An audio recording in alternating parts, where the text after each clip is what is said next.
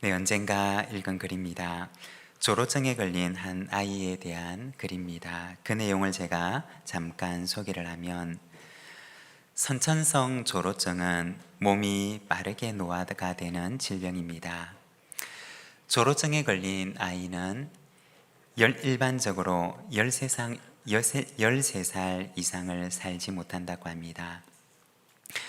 태어난 지 2년 만에 선천성 조로증 진단을 받은 헤일리 오카인스라고 하는 소녀가 있었습니다. 일반적으로 13살 이상을 살지 못한다고 알려져 있는 이 소녀의 인생은 사람들이 볼 때는 살아가는 인생이 아니라 죽어가는 인생처럼 보였습니다. 하지만 헤일리라고 하는 소녀는 조금도 자신의 인생을 비관하지 않았습니다. 오히려 정해진 시간을 얼마나 행복하게 살다 갈지 늘 기대감 속에 살아갔습니다. 의사가 예상했던 소녀의 수명은 13살이었습니다. 그러나 13년이나 주어진 자신의 인생을 이 소녀는 멋지게 살아갈 생각을 가지고 그 계획을 종이에다 옮겨 적었습니다. 그렇게 그녀는 15가지의 버킷리스트를 작성하고 하나씩 실천해 갔습니다. 그녀가 13살이 되던 해, 의사가 예상했던 수명을 넘기는 해, 그녀는 나이보다 일찍 늙기라고 하는 책을 출간하게 됩니다. 그리고 사람들에게 이 조로증이라고 하는 질병에 대해서 알리고, 또 이로 인해서 고통받는 사람들을 위한 기금을 모으게 됩니다. 그리고 열심히 공부를 해서 16살에는 어린 나이였지만 당당하게 대학에 입학하게 되었습니다. 하지만 16살이 되었을 때 그녀의 건강은 이미 100살이 넘을 만큼 약해져 있었습니다. 그러던 어느 날 2015년 17살이 되던 해에 그녀는 조용히 숨을 거두게 됩니다. 비록 짧은 인생을 살았지만 누구보다도 값진 인생을 살고자 했고, 또 자신과 같은 처지에 있는 조로증 환자들에게는 희망이 되는 삶을 살았습니다.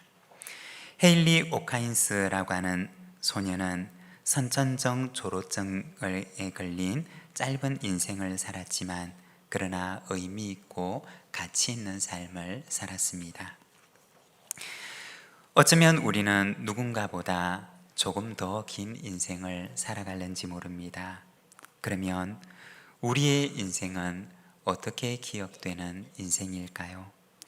늘 바쁘고 늘 시간이 없다고 하며 살아가지만 정작 무엇을 하면서 살았는지 기억이 나지 않는 인생을 우리는 살아가고 있는 것은 아닐까요? 오늘 우리가 살아가고 있는 이 하루는 어쩌면 누군가에게는 그토록 기다리고 그토록 소중했던 하루였는지 모릅니다.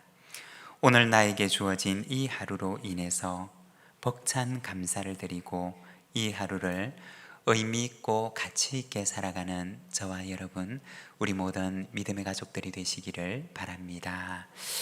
오늘은 사도행전 6장 말씀을 우리가 함께 읽었는데, 하나님의 일꾼, 성령과 지혜의 사람이라는 제목으로 오늘 말씀을 함께 묵상하고자 합니다. 사도행전 말씀을 보게 되면 초기 교회 공동체가 어떻게 시작되었고 또 어떻게 성장해 왔는지를 보여줍니다. 그리고 초기 교회 공동체가 마주했던 위기들과 또 그 위기들을 극복해 가는 과정을 보여줍니다. 성령의 강림과 함께 시작되었던 초기 교회는 먼저 박해라고 하는 위기를 맞이하게 됩니다. 그리고 이 박해로 인해서 교회는 야고보라고 하는 지도자를 잃는 아픔을 겪기도 합니다. 그리고 교회 공동체는 거짓이라고 하는 위기를 마주하기도 하는데, 초기 교회의 구성원이었던 아나니아와 삽비라라고 하는 부부는 비록 자신의 물질을 헌신하는 좋은 일에 참여했음에도 불구하고 그 헌신 속에 숨겨져 있는 거짓으로 인해서 교회 공동체를 거짓의 위험에 노출시키기도 했습니다. 그리고 오늘 우리가 알고 있는 이 본문에서는 교회가 또 한 번의 위기를 마주하게 됩니다. 바로 공동체 안에 갈등이라고 하는 위기를 마주하게 됩니다.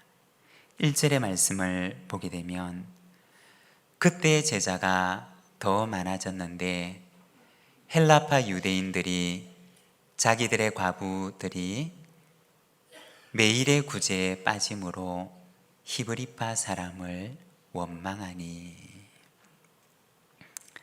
여기에 보면 교회 구성원을 이루었던 한쪽의 사람들이 다른 쪽의 사람들을 원망하는 일들이 일어나게 됩니다. 공동체 안에서 일어나는 갈등은 그 공동체를 얼마나 힘들고 고통스럽게 하는지 모릅니다. 이제 막 역사 속에 등장했던 예루살렘 교회 공동체도 공동체 안에 일어났던 갈등이라고 하는 큰 위기를 마주하게 되었던 것입니다. 공동체의 마음이 나누어지게 되는 갈등이라고 하는 위기 속에서 7사람의 일꾼을 선택하고 또 다가온 어려움을 극복하며 다시 전진하는 예루살렘 교회 공동체의 모습을 오늘 본문은 보여주고 있습니다. 초기 교회가 마주했던 위기를 극복하기 위해서 선택이 되었던 그 사람들은 어떤 사람들이었을까요? 오늘 말씀을 보게 되면 먼저 첫 번째로 그들은 공동체 가운데서 공동체를 위해 선택되었던 사람들이었습니다. 2절에서 4절의 말씀을 우리가 함께 봉독하겠습니다. 12사도가 모든 제자를 불러 이르되 우리가 하나님의 말씀을 제쳐놓고 접대를 일삼는 것이 마땅하지 아니하니 형제들아 너희 가운데서 성령과 지혜가 충만하여 칭찬받는 사람 7을 택하라. 우리가 이 일을 그들에게 맡기고 우리는 오로지 기도하는 일과 말씀 사역에 힘쓰리라 하니. 여기 보면 사도들은 교회 공동체 앞에서 너희 가운데서 성령과 지혜가 충만하여 칭찬받는 사람 7을 택하라고 말을 합니다. 세워진 사람들은 어떤 사람들이었느냐? 그들은 공동체 가운데서 선택되었던 사람들이었습니다.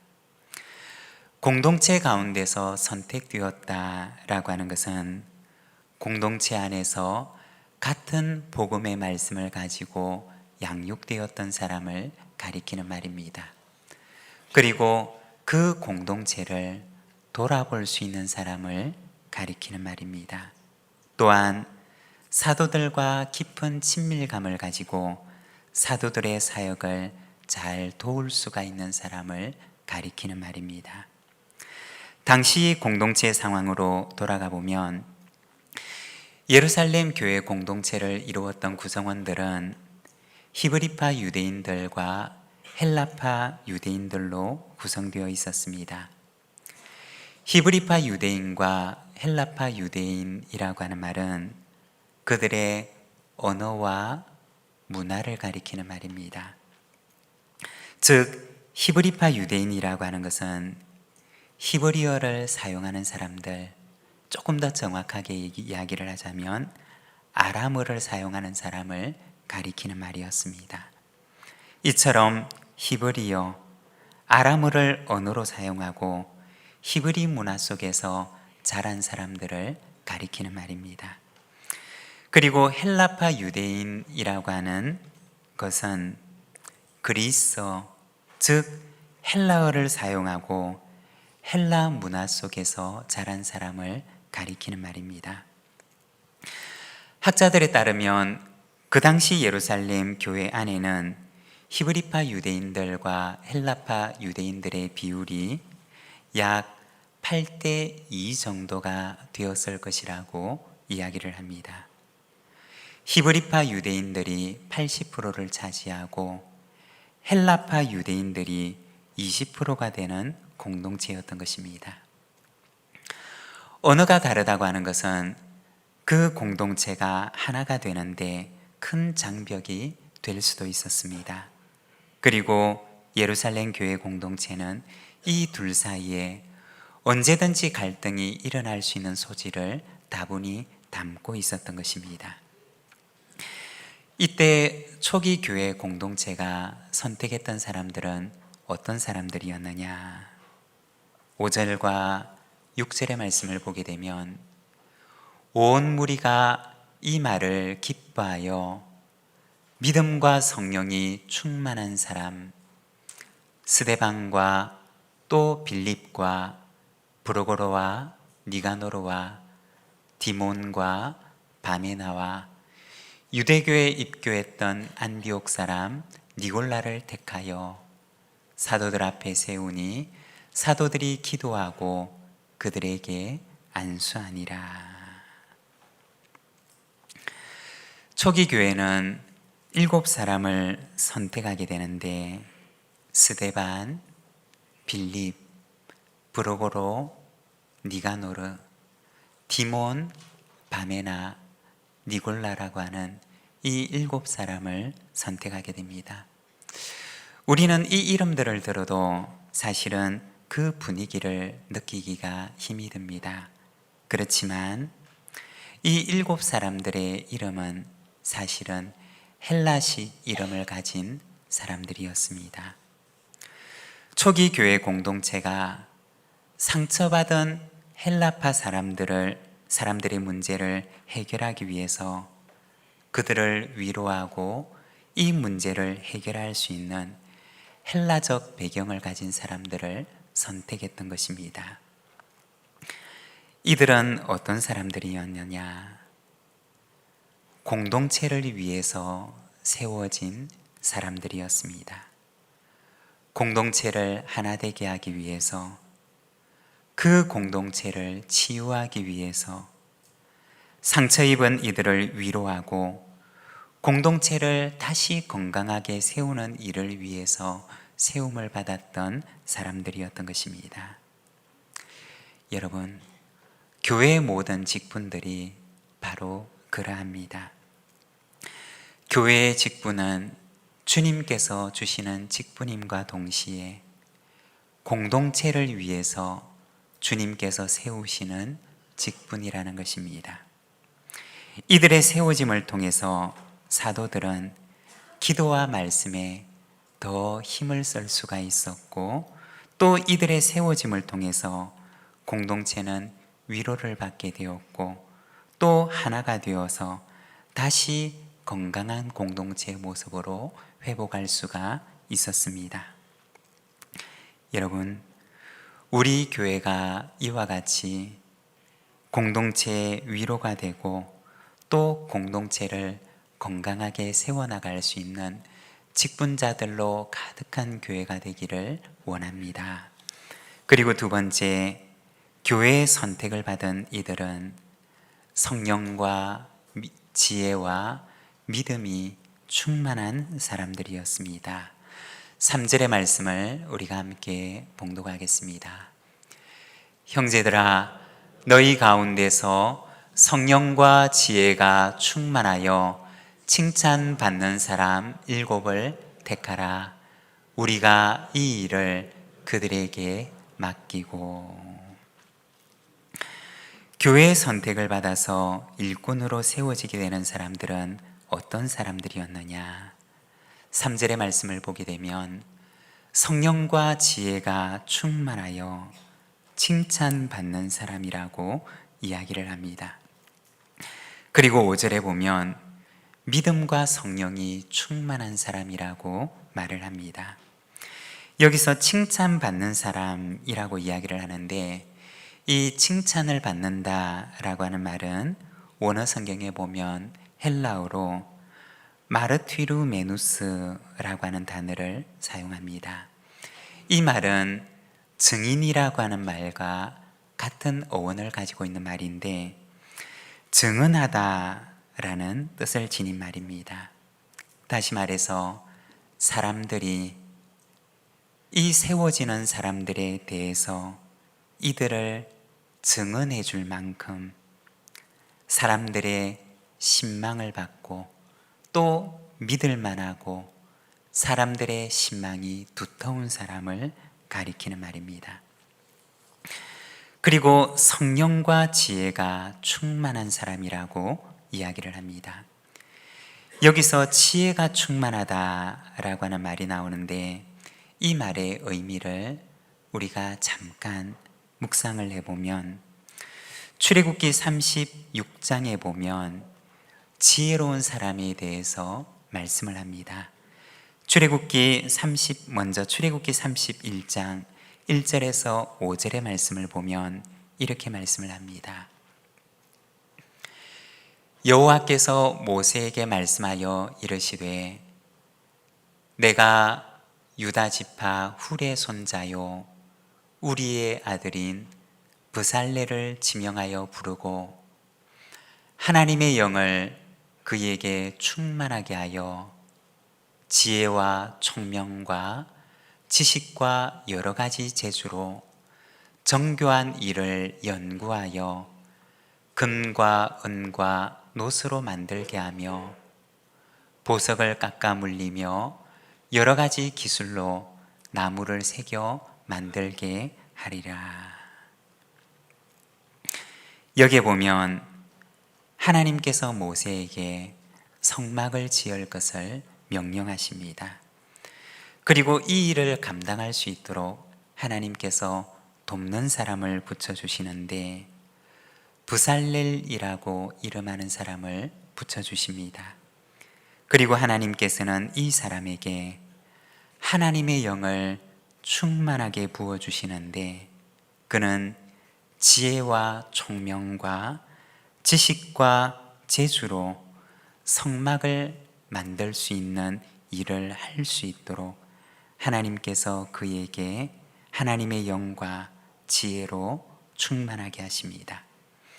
그리고 출애굽기 36장 2절에 보면 이렇게 말씀을 합니다.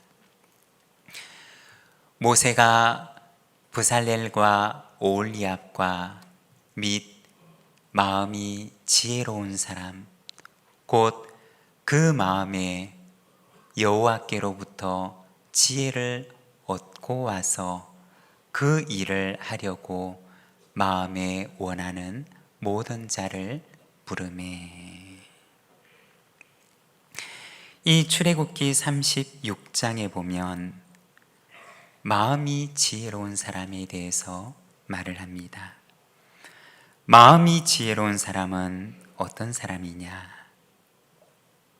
출애굽기 말씀을 보면 먼저 첫 번째로 그는 여호와 하나님께로부터 지혜를 얻는 사람이라고 이야기를 합니다.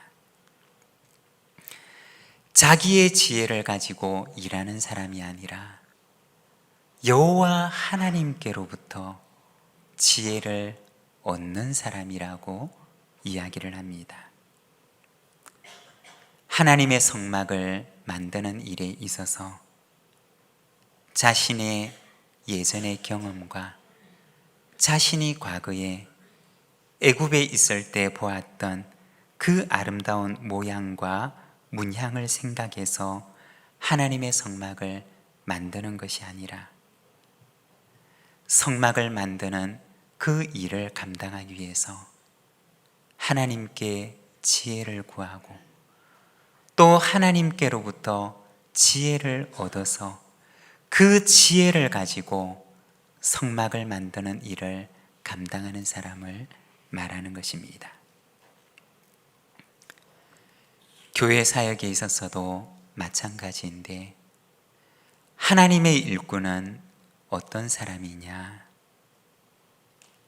자신의 경험을 가지고 자신의 주관을 가지고 자신의 지혜를 가지고 교회의 일을 맡아서 하는 사람이 아니라는 것입니다. 먼저 하나님께로 나아가서 하나님, 제가 어떻게 하면 좋을까요? 하나님께서 맡겨주시는 일에 대해서 하나님께 지혜를 구하고 하나님께서 어떻게 말씀하실는지 그 음성을 듣고자 하고 그리고 그 들려주시는 음성을 따라서 하나님께서 주시는 그 지혜를 가지고 일을 하는 사람, 바로 그 사람이 마음이 지혜로운 사람이고 하나님께 지혜를 구하여 얻는 사람임을 말하는 것입니다. 바로 그 사람을 하나님께서는 성막을 만드는 일에 참여하게 하십니다. 그리고 두 번째, 마음이 지혜로운 사람은 그 마음에 원함이 있는 사람이라고 이야기를 합니다. 하나님의 거룩한 성막을 만드는 일의 가치를 알고 하나님의 그 일에 내가 동참하기를 원하고 하나님께서 하시는 일에 나를 헌신하기를 자원하는 그 마음에 원함이 있는 사람, 그를 가리켜서 마음이 지혜로운 사람이라고 이야기를 합니다. 출애굽기에서는 이와 같은 사람, 여호와께로부터 지혜를 얻고 그 일을 하기 위해서 마음에 거룩한 소망을 가진 사람을 바로 지혜로운 사람이라고 이야기를 합니다. 그리고 이어서 믿음이 충만한 사람이라고 이야기를 하는데, 이 믿음이 충만하다라고 하는 말은 신념을 가리키는 말이 아닙니다. 자기 안에 어떤 신념을 가지고 있다는 말이 아닙니다. 믿음이 충만하다라고 하는 이 말의 의미는 로드십을 가진 사람을 말하는 것입니다. 다시 말해서 내 주관대로 내 지혜를 따라 내 마음이 가는 대로가 아니라 주님의 주되심을 인정하고 주님의 주되심에 대해서 순종할 준비가 되어 있는 사람을 말하는 것입니다. 바로 믿음이 충만한 사람이라고 하는 것은 로드십에 순종할 수 있는 사람, 주님의 주되심을 인정하고 주님의 주되심을 따라갈 수 있는 사람을 말하는 것입니다. 초기 교회 공동체는 이러한 사람을 하나님의 일꾼으로, 교회의 일꾼으로 선택하게 됩니다. 여러분, 어떤 사람이 하나님의 일꾼이 될 수가 있으며 어떤 사람이 교회의 일꾼이 될 수가 있는 것일까요? 하나님께로부터 지혜를 얻고자 하는 사람, 그 마음 속에 하나님께서 맡기시는 일에 대한 거룩한 소망을 가진 사람, 그리고 주님의 주되심을 인정하고 그 주님의 주되심에 순종할 준비가 되어 있는 사람을 말하는 것입니다. 우리 교회 안에도 이와 같은 준비된 하나님의 일꾼들이 가득하게 되기를 소망합니다. 그리고 세 번째, 그들은 공동체에 복이 되는 사람입니다. 6절과 7절의 말씀을 우리가 함께 봉독하겠습니다. 사도들 앞에 세우니 사도들이 기도하고 그들에게 안수하니라. 하나님의 말씀이 점점 왕성하여 예루살렘에 있는 제자의 수가 더 심히 많아지고 허다한 제사장의 무리도 이도에 복종하니라. 아멘. 여기에 보면 이렇게 선택되었던 사람들에게 사도들은 기도하고 안수합니다. 그리고 하나님의 말씀은 왕성하게 되고 제자의 수는 더욱 심히 많아졌음을 말합니다. 7 일꾼의 세워짐이 예루살렘 교회 공동체에 큰 유익이 되었음을 말씀합니다. 그리고 이어지는 사도행전 말씀을 보게 되면 사도행전 7장과 8장에는 이 7명의 사람 가운데 2사람의 이야기를 들려줍니다. 7명 가운데 처음에 이름이 나왔던 2사람, 스데반과 빌립에 대해서 말을 합니다. 이 2사람은 교회가 장차 앞으로 가야 할 길에 문을 여는 역할을 하게 됩니다. 유대인 중심이었던 예루살렘 교회가 이방을 품는 세계를 향해서 나아가도록 하는데 7사람 가운데 스데반은 순교를 통해서, 그리고 빌립은 사마리아 사람들에게 복음을 전함으로써 교회가 세계 선교를 향해서 나아갈 수 있도록 문을 열고 그 길을 여는 역할을 감당하게 됩니다. 어떻게 이런 일들이 가능했던 것이었을까요? 그것은 그들은 성령의 사람이었기 때문이었습니다.